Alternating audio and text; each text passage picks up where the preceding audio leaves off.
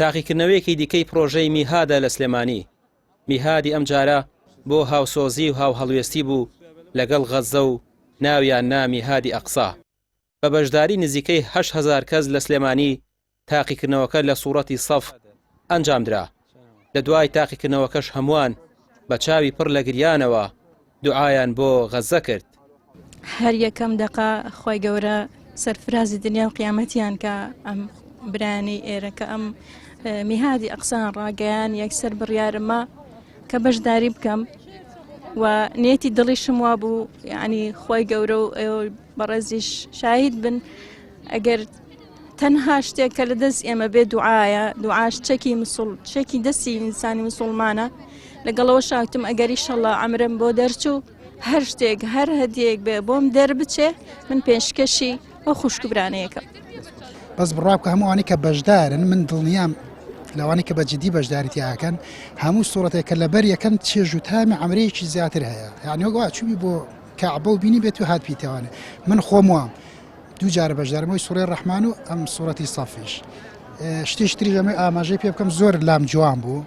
ئەم جارەش و جارەکەی تریش من خۆم خێزانم ئەم جارەیان هەمووشی لەبەر نەکرد بە زووتی هەروە یعنی یەک دوو ئاەتی لەبەرکردو لەبەرەوەی هەنێ تیزاماتی تری هەبوو وتی هەر ئەمەوێ بێم بەشداری بکەم بۆی ڕێژەی مسلمانان زیاد بکەم. هەر لەم ساحەیە ینی زۆر خۆش ئەم هەموو خەڵکە ئەبینیت چێژوتامێکی دەرونی خۆشت پێ ئەدا. بەڕاستی جارەکەی تریش لە سوورەی ڕەحمان یەک دوو برادر من خۆم ئاگادارم کردنەوە وتیان کاتمان نییە بەڵام هەردین بەشداریەکەین ئەگەر یەک وەڵامیشمان ڕاست بێ. یعنی ئەوە جێگەی زۆر دڵخۆشیە. هیوادارمان پرۆژەیە بەردەوام لە پارێزگای هەڵەبجەش بە بەشداری 2,000 کەس تاقیکردنەوەکە بەڕێوە چوو. بەشداربوانی گەرمیانیش کە زیاتر لە 3,000 کەس بوون بە پەرۆشەوە تاقیکردنەوەکەیان ئەنجامدا. تۆ بە خوێنەوەی قورئانی پیرۆز نزیک دەبیتەوە لە خودای گەورە و میهرەبان. ئەو کەسانی کە زیاتر لە خودای گەورە نزیک دەبنەوە هۆکاری سەرکەوتنیان زیاترە.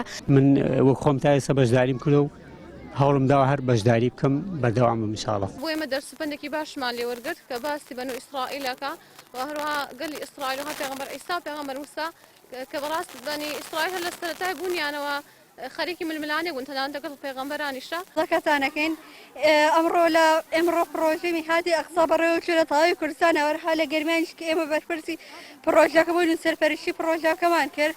سوپاس بەخوا خۆی گەورە فەزلێکی وای پێبەخشین بتوانین ئەم پرۆژەیە زۆر بەجوانی بەڕێوە بین. پرۆژەی میهادی ئەقسا لە کەرکووکیش بوو. 2,000 بەشدار بوو لەم پارێزگایە تاقیکردنەوەکەیان ئەنجامدا. لە ڕانیە و دەوروبەریشی نزیکەی 6,000 کەس بە جۆش و خرۆشەوە بەشداریان کرد. ئەزانی سفادەکەی چیە لە پرۆژانە لە پرۆژانە سفادی چێ بگراگەر 1,000 کەس بەشدارێکە 2,000 بەشدارێک ئەوانە هەمووی ئەو ئاەتانە لەبەرەکەن تێگەن معنای ئاەتەکان چییە هەوڵ زیاترە دەن بۆ حەفز لەبەرکردنی ئاەت سفادەیە زۆری لەکەین. بەڕاستی زۆر سفادەمان لێک لەبەرەی باسی جیهادەکە باسی نەسڕەکە باسی سەبرەکە لە تەحملکەن چۆن خوا هەر سەرکەوتن هەر بۆ مسلمانە. بەڕاستی باز لە یەکڕیزی مسلمان ئەکات خوای گەورە و کەسانەی خۆشەوێت کەوا یەکڕیز و یەک سەف بن نەک دڵەکانیان جیاواز بێ و پەرتەوازە بن. ئەمە هەموو جارە پرۆژەکان ئامانزدارە. ئێمە میهادمانە بۆ میهادی قورئان بۆ ئەو کاتە هەجوم دەکرا سەر قورئان یعنی ئەو کاتە بەڵام ئێستا هەجوم دەکرێتە سەر برایانمان لە غەزە ناومانە میهادی ئەقسا بۆ پشتیوانی لە ئەقسا و لەو زوڵم و ستەی بەرامبەر غەزە دەکرێت لە قوتابیانیان لە کەسوکاریان بۆ ئێمە بە نوقتەیەکیش بێ بە لەفزێکیش بێ ئێمە پشتیوانی برایانمانی لە فەڵەستین و لە غەزە. منۆکو خۆم خۆشحاڵم کە ئەمڕۆ بەشداریم کردووە لە بەرکردنی سوورەتی سەف وەکو هاوخەمیەک بۆ خوشکبرایانمان لە فەڵەستین. بەڕاستی بەداخەوە هەروەندە کەسی کە بەشداری کردووە لەم پێشبڕکەیە کە 50,000 کە زیاترە بەسە بۆی کە بتوانین فەڵەستین ئازاد بکەین. جا چ بگە ئەو هەموو دەوڵەتانە کە یەک بگرن.